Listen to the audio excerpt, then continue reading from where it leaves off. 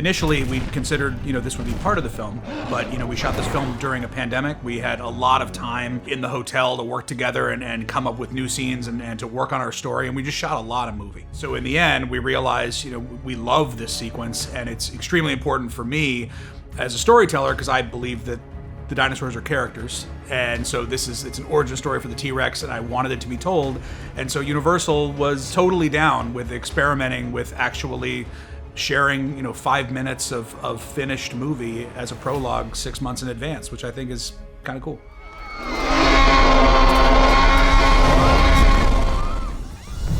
What Jurassic Park, and especially what Jurassic World, is about for me is the humility of recognizing that we have only been on Earth for this very small sliver of time. And for us to have the ability to take people back to that time, to go to a point before anything that looked remotely like a human had appeared on the Earth, and realize that these creatures existed, they lived here. I think that there is a great sense of context that it gives us for our place in world history, which is really just this tiny little sliver of time.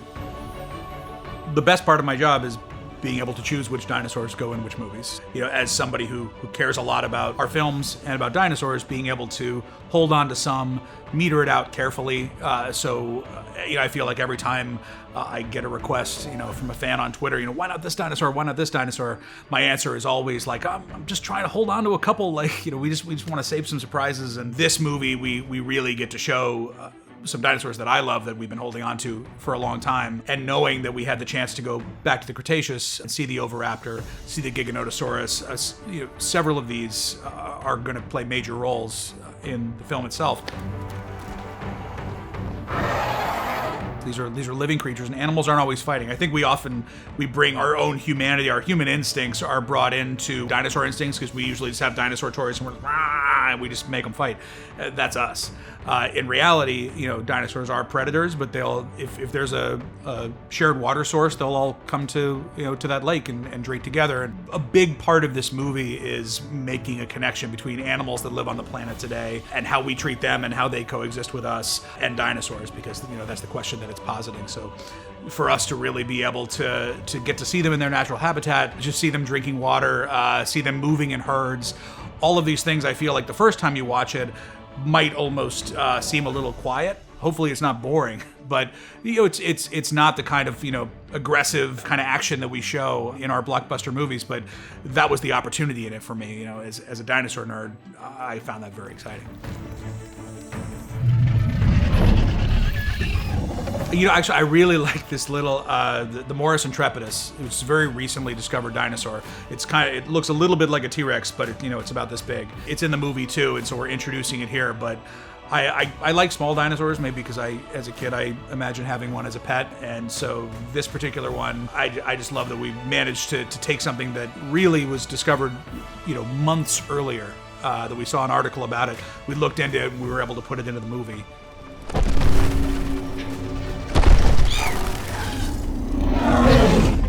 I think we have a really good logical explanation for why there are dinosaurs that look different than the other Jurassic dinosaurs have looked in the past. In this case, it's that we are showing them in their original habitat. There was not frog DNA used to bridge the gaps in the genome, so it gave us an opportunity to show dinosaurs with feathers, as you'll see in this prologue, and also to show that our T-Rex, and it's the exact same one, looks a little bit different now that whatever gaps existed in her genome had to be bridged. So we didn't want it to be unrecognizable. This is a heroic character. It's a character we love and care about very much, and it allowed us to give context to what those 65 million years really represent in world history.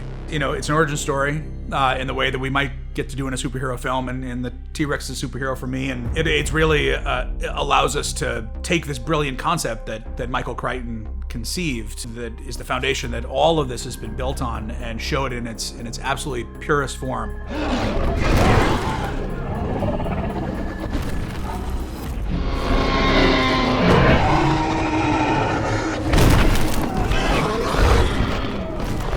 the drama between these two characters. They were circling lions, and then the fight is actually mercifully short, as often fights in nature are. We watched a lot of nature videos for this movie. To me, understanding that this is, it's a bit of a personal face-off. It's one that hopefully the audience won't like seeing the T-Rex die. I hate it. I don't like seeing the T-Rex die at all. It's painful for me. It's a character that I love, and I don't mind if you hate the Giganotosaurus.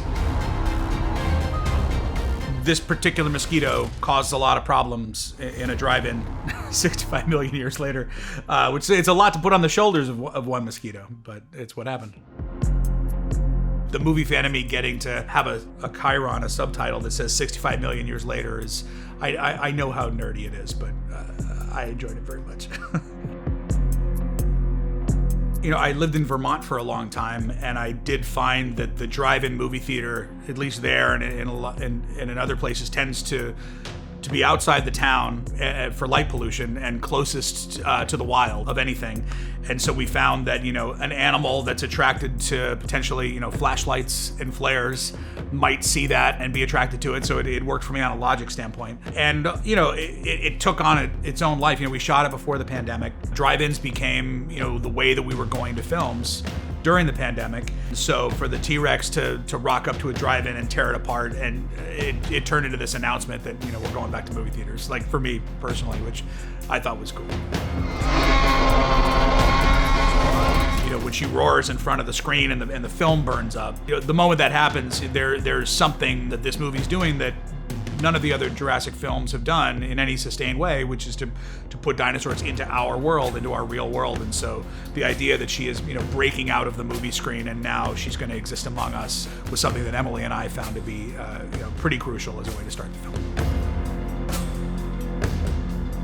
I guess I've gotten to know her so much over time that in the same way that, if you have a dog, someone can tell you what their feelings are based on where their ears are and, where their face is and whether it's elongated or not. And in this case, I feel like that roar is a little bit more one of desperation and confusion.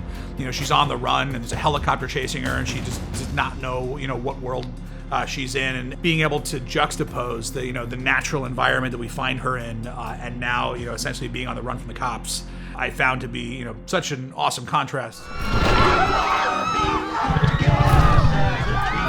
Being able to have our legacy characters and our Jurassic World characters in one film together, to me it was important because I think the idea of this movie is it's a big idea. It's a different as a film that we've ever made in this franchise. And I think when you are pushing something as far forward as we are, to have an element of it that is familiar, to have characters that you know and love venturing with you into the new space feels crucial.